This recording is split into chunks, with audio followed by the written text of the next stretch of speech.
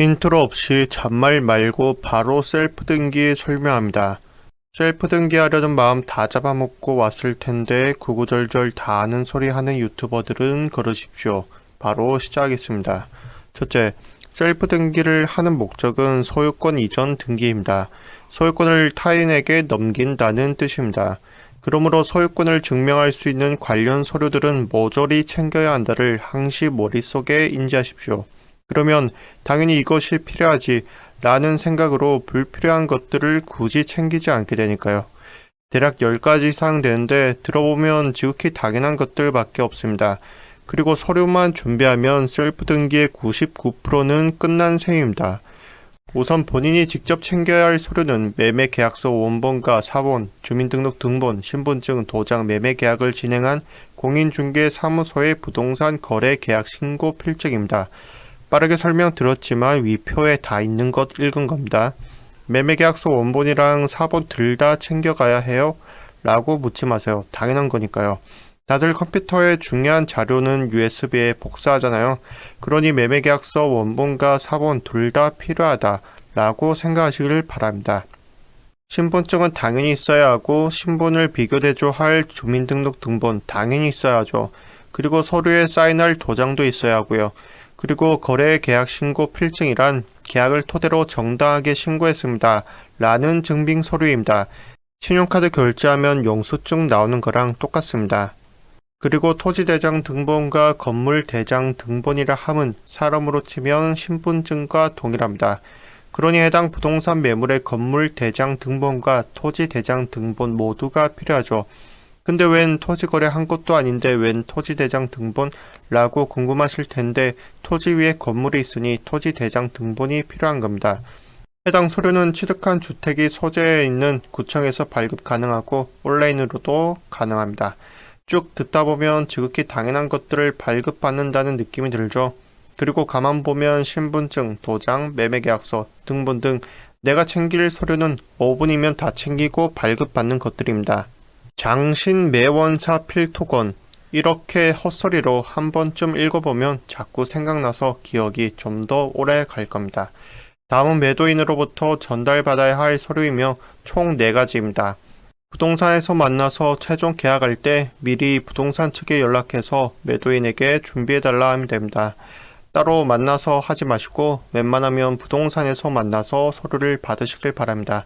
그래야 공인중개사들한테도 바로바로 물어보고 보완하니까요.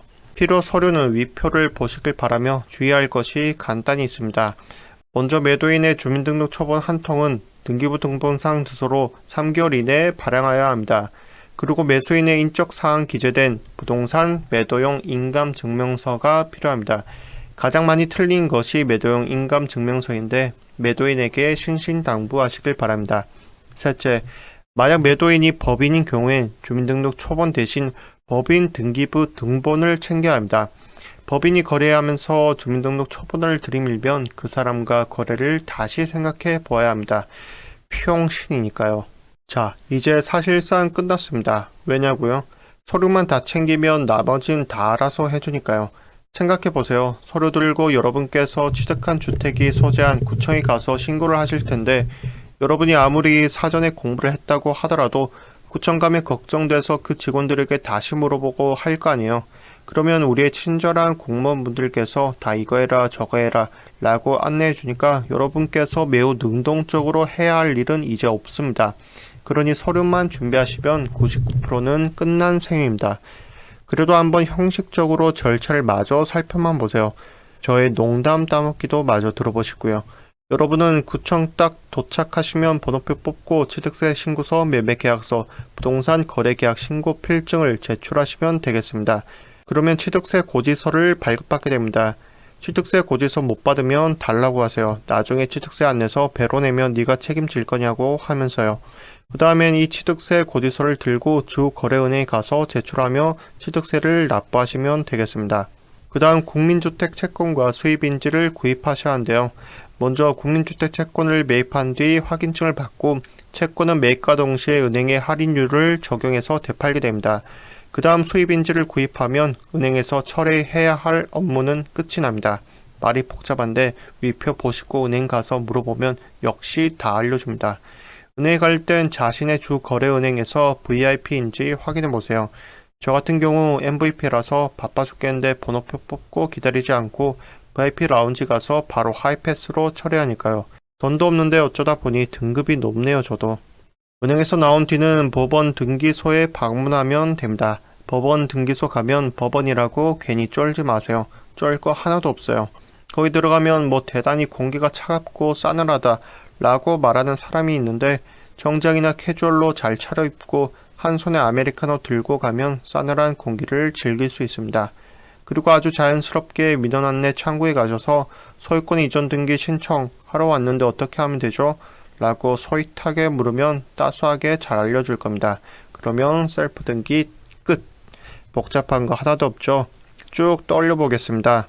첫째, 5분 만에 당연한 것들 장신 매운사 필토건 준비하고, 둘째, 부동산에 전화해서 난 잘 모르니 매도인에게 서류 준비 알아서 잘 시켜라고 한마디 해주시고 단 공인중개사 분들께 친절히 대하시길 바랍니다. 셋째, 구청, 은행, 법원 순으로 몸만 가면 그들이 다 알아서 해줍니다. 끝입니다. 끌끔. 자, 셀프 등기 방법은 끝났고요. 주의사항도 꼭 시청하시길 바랍니다. 셀프 등기 주의사항 모르면 5분 알고 5일 걸리고 5만원이면 될 거를 5천만원 낼지 모르니까요. 첫째, 매수하는 주택에 근저당이 있을 경우에는 매수인이 직접 말소 등기를 신청하거나 근저당 말소를 법무사에게 위임할 수 있습니다. 만약 말소 등기를 직접 신청한다면 매매 잔금을 매도인에게 지불하지 않고 대출은행으로 직접 입금해주고 은행에서 확인서를 발급받은 후에 등기소에 근저당 말소 등기를 신청한 것이 좋겠습니다. 그리고 근저당 말소 시에 필요한 서류는 은행으로부터 근저당 해지증서, 위임장, 근저당 등기 필증을 받으시면 되겠습니다. 근저당을 왜 말소해야 하는지 모르시는 분들이 간혹 계시는데 그 집에 빚이 잡혀 있는데 그 빚을 없애야지 들고 갈 사람은 아무도 없습니다.